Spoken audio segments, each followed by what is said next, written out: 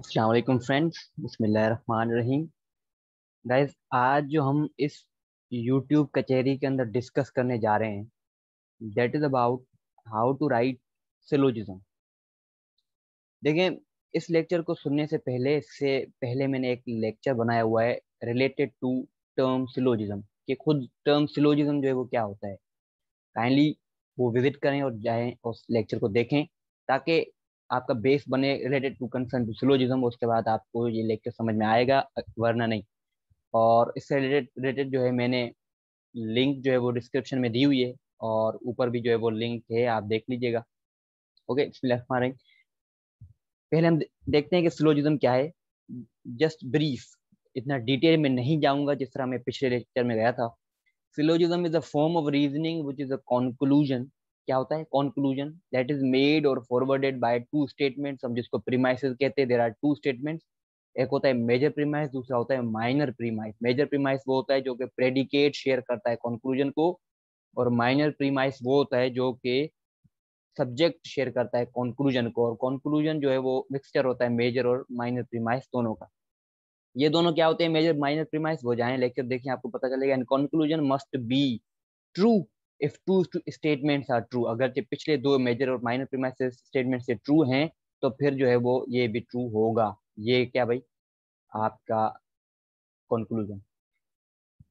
देखें, syllogism is science systematic representation of single logical inference conflict. Systematic representation इसलिए है क्योंकि दो पहले तो प्रीमाइसेस होते हैं मेजर माइनर, उसके बाद कंक्लूजन बनाया जाता है, और फर्दर उस कंक्लूजन को जो है वो एनालाइज किया जाता है कि क्या ये ट्रू है या नहीं, क्या पिछले माइनर मेजर प्रीमाइसेस ट्रू है या नहीं।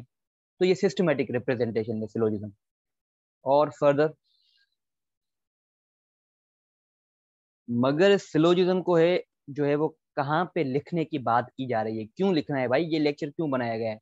The main reason is syllogism is an important tool in the court proceeding. Court proceeding के अंदर जब आप कोई जब कोई एडवोकेट जो है वो आर्ग्यू करता है, तो उसके आर्ग्यूमेंट जो कि उसका कंक्लूजन होता है, वो पिछली हजार चीजों को देखकर फिर बनाया जाता है। वो जो एडवोकेट जो आर्ग्यूमेंट कर रहा होता है, और वो जो आर्ग्यूमेंट है वो ट्रू है या नहीं, उसको भी फर्दर एनालाइज किया जाता है through these steps which we are going to discuss here now.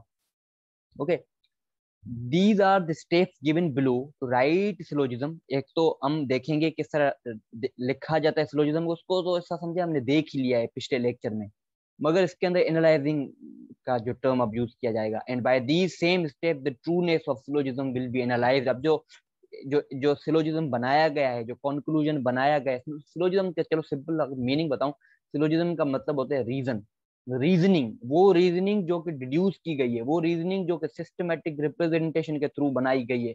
इसके लिए पिछला लेक्चर देखना लाजमी है, वरना जो है आपको कभी ये लेक्चर नहीं समझ में आएगा, याद रखिएगा। And by these same step, जब सिलोजिज्म आपने कंक्लूजन बनाया है, अब उस कंक्लूजन को फर्दर एनालाइज किया जाएगा कि क्या वो कंक्लूजन, क्या वो सिलोजिज्म जो है वो ट्रू है या नहीं। उस ट्रूनेस की टेस्ट भी जो है वो इसके अंदर होती है। फर्स्ट जो स्टेप है वो है start with the conclusion. Conclusion से स्टार्ट स्टार्ट करें। सॉरी, आपको रीडिंग करके बताता हूँ, और इस रीडिंग के थ्रू इंशाल्लाह आपको समझ आएगा। बिल्कुल एक सिंपल लैंग्वेज मैंने यूज की हुई है। Most of the time you right a syllogism is a way of laying out the steps in your argument. देखिए, स्टेप्स होते हैं मेजर प्रीमाइस, माइनर प्रीमाइस। आप क्या करते हो, ज्यादातर स्टेप सबको लिख देते हो, लाजमी नहीं है। एक अगर फॉर एग्जाम्पल आपने कोई केस किया हुआ है, उसका डॉक्यूमेंट आपने बनाया हुआ है, अगर एक बार आपने उसके अंदर मेजर माइनर प्रीमाइस सबको लिखा हुआ है, अब नीचे बार बार उसको सेम चीज लिखना लाजमी नहीं है, बस उसका जो कंक्लूजन है वो ही लिख दें। Steps you have already worked out in your head. आपने अपने डॉक्यूमेंट हेड के अंदर जो स्टेप्स अगर एक बार मेंशन कर दिए हैं, तो उसको दोबारा लिखने की जरूरत नहीं है, जस्ट कंक्लूजन लिखें। So you can easily start with the conclusion. That is the most important part of syllogism, the part that you are trying to prove through logic. Example देता हूं मैं आपको। Although most birth young, some mammals lay eggs. अब ये जो है वो एक कंक्लूजन हमने बनाया हुआ है through major and minor premises. मगर अब मेजर और माइनर प्रीमाइसेस कहाँ है भाई? उनके थ्रू तो हमने ये बना दिया ना कंक्लूजन, बस ठीक है, वो हो गया। मगर इसी कंक्लूजन के थ्रू अब हम जो है वो मेजर और माइनर प्रीमाइसेस को भी फाइंड कर सकते हैं। अब जो आगे हम करेंगे आप देखिएगा। मगर मैंने अब इस फर्स्ट स्टेप के अंदर क्या बताया गया है कि आप जरूरी नहीं है कि मेजर माइनर प्रीमाइसेस स्टेप्स को दोबारा लिखते जाएं, बस अगरचे एक एक बार आपने सबको डिटेल में लिख दिया, अब नीचे जो है उसी डॉक्यूमेंट के अंदर, उसी हेड के अंदर आप जो सिर्फ कंक्लूजन को ही जो है समझाएं, कंक्लूजन को ही लिखते जाएं, जज जो है वो चीज समझ जाएगा इंशाल्लाह। अब मेमल्स क्या होते हैं, मेमल्स की आपको करेक्टरिस्टिक्स को बता दूं ताकि आपको जो, क्योंकि क्योंकि इसी सेम एग्जांपल को हम नीचे लेकर चलेंगे। करेक्टरिस्टिक्स ऑफ मेमल्स क्या होते हैं? मेमल्स हैव हेयर और फर, उन्हों के जो जिस्म पर हेयर होते हैं। फॉर एग्जाम्पल डॉग जो है उसके वहां आप देखते हो वहां पर जो हेयर बाल होते हैं। Are warm blooded, warm blooded होते हैं। मोस्ट आर, एक होता है वार्म ब्लडेड, दूसरे कोल्ड ब्लडेड। सही है, हम जो मेमल्स होते हैं, इंसान भी मेमल है, आप देखें उसके ऊपर बाल होते हैं, मूछें होती हैं, सब चीजें। मोस्ट आर बोर्न अलाइव, ये मतलब अलाइव का यहाँ पे ये मतलब है कि अंडे नहीं देते मेमल्स। मेमल्स क्या देते हैं? बोर्न अलाइव, बच्चे मतलब जनते हैं। Young are feed milk produce by the mother mammary glands. अब फिर जो क्या होता है, उन्हीं जो बच्चे जो पैदा होते हैं, बर्थ जिन्हों को दिया जाता है, उन्हीं बच्चों को फिर जो है, जो कोनो की माएँ होती हैं वो थ्रू मेमोरी ग्लैंड्स जो है वो मिल्क पिलाती हैं उन्हों को। And they have a more complex brain than other animals. ठीक है, ये है करेक्टरिस्टिक्स ऑफ मेमल। अब देखिएगा क्या होता है गेम। अब दूसरा स्टेप, पहले क्या स्टेप था कि कंक्लूजन लिखते हैं, बहुत है। दूसरा स्टेप ये है ब्रेक द कंक्लूजन। अब जो कंक्लूजन आपने ऊपर लिखा था, break the conclusion down into subject and predicate. You have to be able to prove subject and predicate into sentence. ठीक है, यू हैव टू। अब क्या करें, अब जो आपने ऊपर जो मैंने लिखा था ना कि कंक्लूजन है क्या, although most birth young, some mammals lay eggs, ये लिखा था। अब इसको हमने सब्जेक्ट और प्रेडिकेट में तोड़ा है, आपको ये तोड़ना आना चाहिए। ठीक है, सम मेमल्स जो है वो यहाँ पर सब्जेक्ट है, क्योंकि वो स्टार्टिंग में आ रहा है, सब्जेक्ट हमेशा स्टार्टिंग में होता है। ठीक है, और प्रेडिकेट लास्ट में होता है, जो पार्ट बच जाए वो प्रेडिकेट कहलाता है। सम मेमल्स क्या है यहाँ पर? सब्जेक्ट। और ले एग्स ये क्या है? आपका प्रेडिकेट। हमने इसको तोड़ दिया, तो ये दूसरा स्टेप आपका सिंपल ये था। तीसरा स्टेप क्या कहता है? Locate the key terms.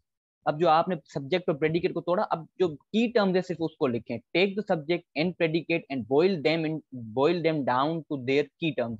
Get rid of unnecessary adjective and other extraneous words and just focus on the words or words that carry the weight of sentence। जो कि सेंटेंस का मेन जो वेट है उसी को सिर्फ लें, की टर्म्स को लें। तो की टर्म्स उसके सेंटेंस के अंदर क्या था? एक था मेमल्स, दूसरा था ले एग्स।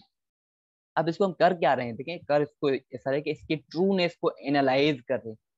क्या मतलब, हमने कहा ना कि कुछ, पहले सेंटेंस क्या था कि कुछ मेमल्स जो है वो एग भी देते हैं, ऐसा ऐसे ही था ना। सम मेमल्स ले एग्स, मगर जब हमने करेक्टरिस्टिक्स को देखा ऐसा नहीं था। करेक्टरिस्टिक्स में हमने क्या देखा? करेक्टरिस्टिक्स में हमने ये देखा कि वो जो है बच्चे देते हैं, मगर यहाँ पे कहता है कि कुछ जो है वो बच्चे देते हैं, कुछ जो है वो एग भी देते हैं। कुछ ऐसे मेमल हैं जो एग भी देते हैं, एग्स भी देते हैं, अंडे भी देते हैं। अब ये कैसे प्रूव होगा? अब उसको हम प्रूव करने के लिए आगे बढ़ रहे हैं। लोकेट द की टर्म्स को हमने लोकेट किया है, मेमल्स और लेग्स को। अब चौथा जो स्टेप है वो क्राफ्ट जो प्रीमाइसिस। अपने प्रीमाइसिस को क्राफ्ट करें आप। क्राफ्ट का मतलब होता है इसी के अंदर कुछ और चीजों को इंक्लूड करें और उसकी जो है वो ट्रूनेस को जाहिर करें। Craft separate sentences around these key terms such that they fit together into a syllogism, इस तरह के वो सिलोजिज्म में फिर फिट हो सके। एग्जाम्पल, इकिडनास। इकिडनास क्या है? एनिमल्स हैं।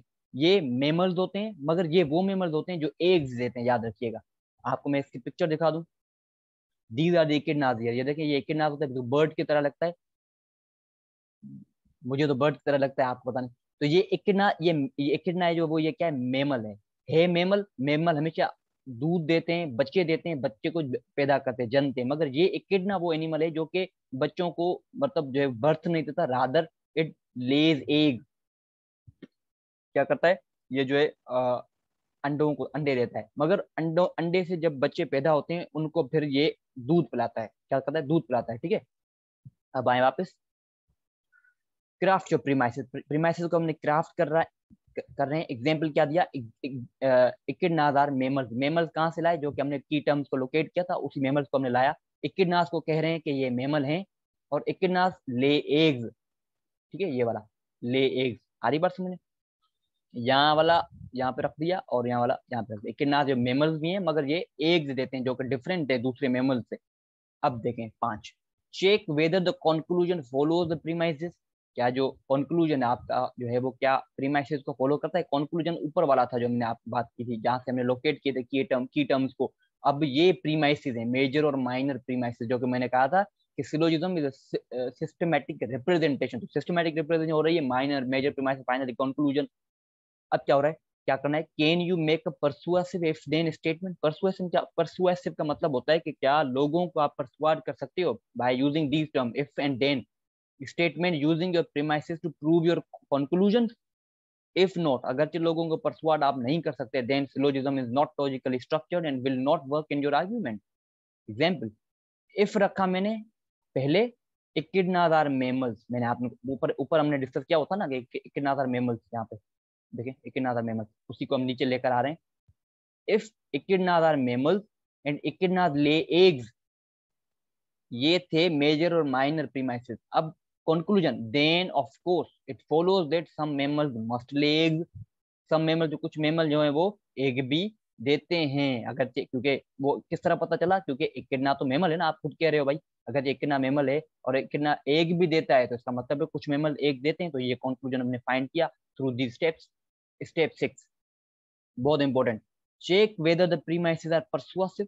क्या आपने जो प्रीमाइसेस थ्रू कंक्लूजन बनाए हैं अभी, कौन से बनाए हुए हैं भाई, देखें ये वाले, ये प्रीमाइस हमने कंक्लूजन के थ्रू बनाए थे ना, पहले तो नहीं थे, एक नास को हमने खुद पुट किया हुआ है।